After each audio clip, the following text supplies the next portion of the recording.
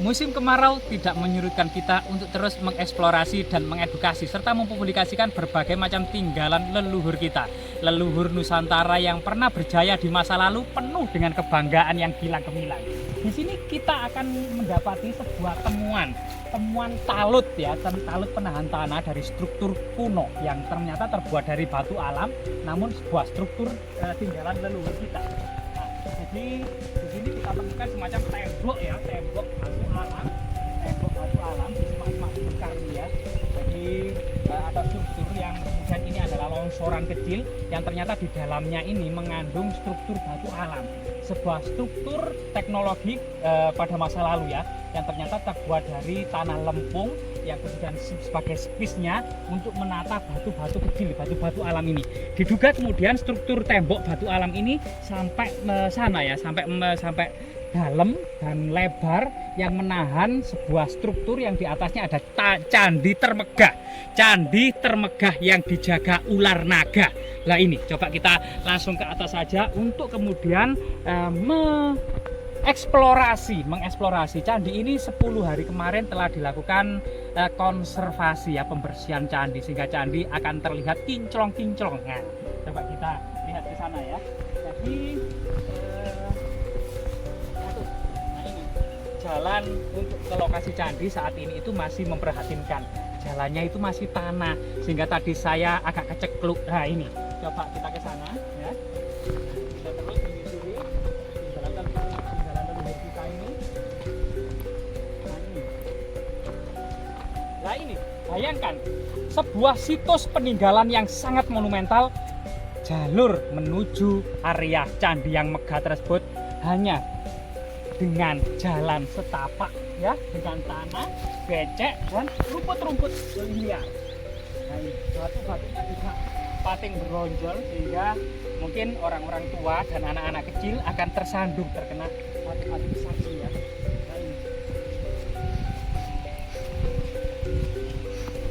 Namun siapa sangka di belakang kita ada tinggalan yang sangat monumental dan sangat bersejarah.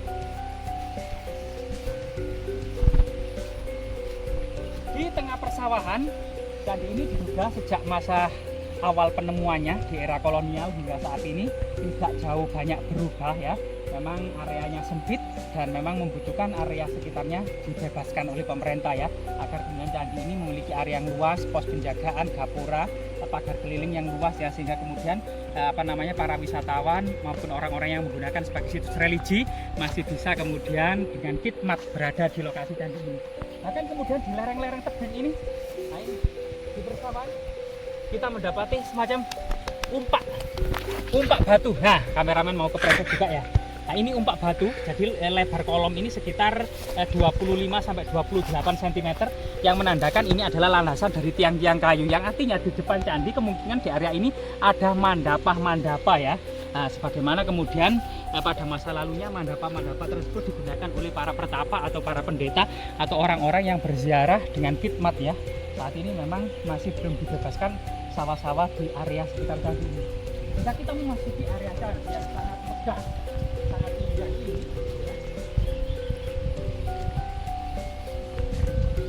ini di bawah naungan pohon jahar manik yang berbunga kuning eksotis, kita memasuki area candi yang sangat luar biasa sekali, terbuat dari batu andesit.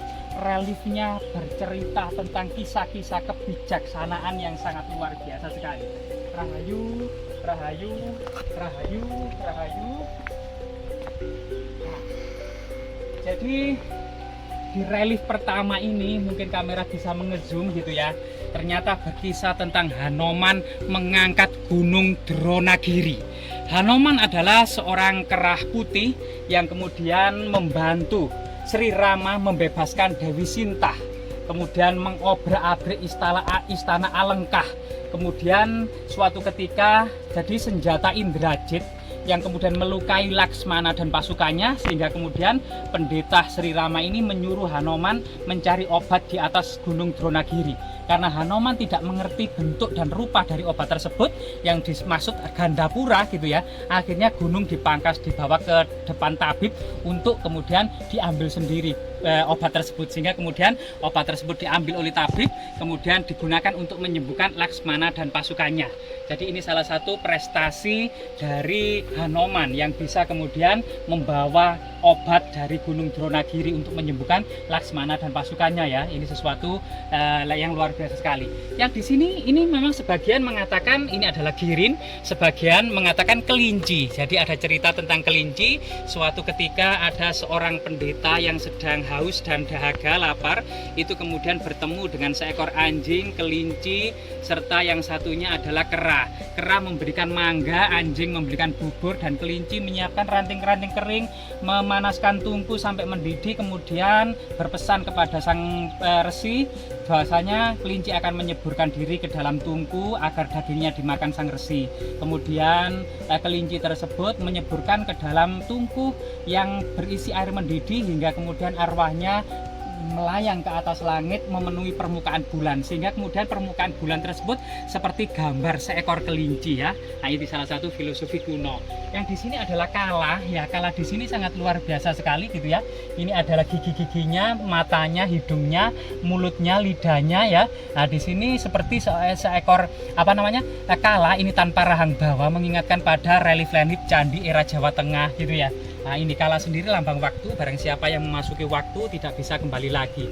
Kala ini juga diceritakan pada waktu ketika dewa meminum samudra, meminum air amerta setelah pengadukan Samudra Mantana, itu kemudian ada salah satu asura, yaitu kala ini yang menyamar menjadi dewa, kemudian meminum air amerta sampai tenggorokan, senjata cakra yang dimiliki oleh Wisnu itu memenggalnya, sehingga yang tersisa hanya kepalanya atau kala ini ya. Kala ini kemudian memiliki musuh bebuyutan yaitu Chandra dan Surya, sehingga sewaktu-waktu akan memakan atau nguntal Chandra yaitu bulan dan Surya yaitu matahari, yang dikenal dengan gerhana, yaitu gerhana pada masa filosofi kuno adalah matahari dan bulan lagi diuntal oleh kala. Karena lehernya terputus, maka bulan dan matahari ini keluar lagi. Ini juga sebenarnya kinari, ini nanti ada di relief yang lainnya ya. Tetap ini adalah kala, kelinci, kemudian Hanoman. Pada sisi yang lain kita akan mendapati sebuah cerita-cerita kebijaksanaan ya. Yang ini adalah kinara-kinari. Jadi ini adalah kinari, yaitu burung yang berbadan manusia. Jadi kita lihat kemudian tangannya membawa sloki, satunya membawa kipas ya.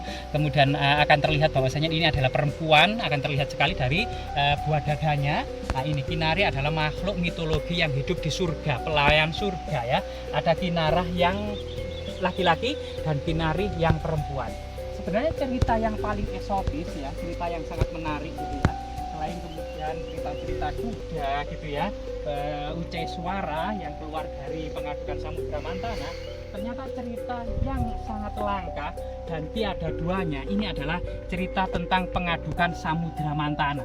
Jadi di sini adalah kurma atau kura-kura raksasa yang menopang Gunung Mandara, di atas punggungnya diikat oleh ular naga. Jadi di sini ular naga, teman-teman, ular naga yang kepalanya dipegang oleh para asura, yang ekornya dipegang oleh para dewa, kemudian ditarik memutar untuk mengaduk Samudra Mantana, sehingga dari dalam samudra ini keluar berbagai macam pusaka dan senjata yang menjadi pusaka para dewa. Dan terakhir kemudian ada seorang bidadari cantik yang memanggul Guci Amerta, membawa Guci Amerta, sehingga Guci Amerta inilah yang kemudian diperebut oleh para dewa, sehingga kemudian dewa hidup abadi. Waktu itu latar belakangnya adalah Dewa Wisnu ya, ketika berbicara kepada para dewa, kita akan musnah dan tidak ada lagi yang menjaga alam semesta. Namun ada satu jika kita ingin hidup abadi, yaitu meminum air amerta di dalam samudra. Itulah kemudian kita akan bisa langgeng abadi dan tetap bisa menjaga alam semesta dan seisinya. Itu pada itu latar belakang kemudian pengadukan Samudra Mantana. Jadi candi yang sangat megah ini sampai saat ini masih menjadi perdebatan di antara para ahli gitu ya. Kapan candi ini dibangun dan era siapa, kerajaan mana? Interpretasi beberapa sejarawan bahwasanya candi ini ada sebagian relief yang belum selesai dipahat. Diduga candi ini zaman Majapahit, termasuk kemudian arsitektur ada dua pintu, kiri dan kanan menghadap ke barat. Ini diduga juga merupakan candi era kerajaan Majapahit. Namun dari segi langgam pahatan, langgam dan gaya sanggul rambut para dewa. Jadi sanggul, gaya sanggul rambut para dewa dan asura ini adalah sanggul gelung yang ada di belakang. Jadi kalau kemudian perbedaannya dengan candi-candi atau relief-relief dewa atau para raja di era kerajaan Majapahit yang senantiasa menggunakan mahkota di atas kepalanya, namun di sini para asura dan para dewa ini ternyata sanggul atau rambutnya itu disanggul di bagian belakang, mengingatkan memang kisah-kisah atau relief-relief pada abad ke-10 era Empu Sindok. Jadi bagaimanapun juga memang ini adalah perbedaan di antara para sejarawan, namun memang ini semuanya membutuhkan kemudian sumber baru, tidak adanya sumber prasasti atau angka tahun yang ditemukan sehingga terjadi interpretasi yang sangat berkembang. Jadi candi ini bisa juga dibangun era Empu Sindok, era Kahuripan, era Kadiri, era Singosari maupun era Majapahit ya, tergantung kemudian sumber historis maupun kekuatan dalam memahami peristiwa masa lalu termasuk interpretasi yang ada di dalamnya. Jadi ini luar biasa sekali ya. Candi yang sangat megah ini, coba di sini relief Hanoman dan Cendawan atau juga disebut Semar ini ya, ini sangat terlihat sekali dan pahatan-pahatannya itu mengingatkan pada langgam pahatan memang abad ke-10 ke-11 ya, penuh dengan kurung kurawal atau kemudian meander gitu ya, dan lain sebagainya. Berbeda dengan era-era kerajaan Majapahit yang didominasi oleh segitiga tumpal dan reliefnya itu lebih cenderung dalam dan sebagainya ya. Candi yang sangat megah ini atau istana tertua. Jadi jika kita lihat bahwasanya cerita-cerita yang sangat menarik yang jika kita kumpulkan ya, bahwasanya candi yang ada di lereng Gunung Welirang ini merupakan satu-satunya candi di telatah Majapahit yang terbuat dari batu andesit gitu ya. Dan ini sangat luar biasa sekali. Artinya candi ini memuat informasi tentang kebijaksanaan, cerita Sri Rama, Hanoman dan keluarga Sri Rama, kemudian cerita kelinci, bagaimana kemudian menjamu seorang pertapa atau pendeta atau resi, kemudian cerita Kala, cerita Kinari, kemudian cerita tentang Samudra Mantana ya, pengadukan Samudra Mantana. Ini semua cerita-cerita yang tentunya sangat penting dalam kemudian memberikan makna-makna dan pola-pola kehidupan serta pola-pola tradisi dan budaya pada waktu itu, dan bagaimana kemudian masyarakat zaman dulu memaknai kehidupan.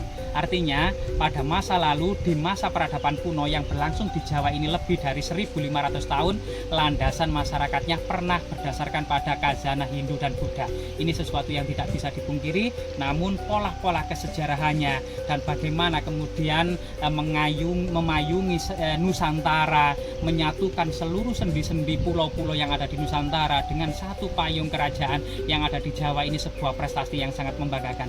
Semoga candi ini terus memberikan inspirasi, motivasi ya, dan kepercayaan diri untuk generasi muda saat ini, bahwasanya kita adalah keturunan dari generasi para pahlawan, orang-orang hebat di masa lalu. Semoga bermanfaat.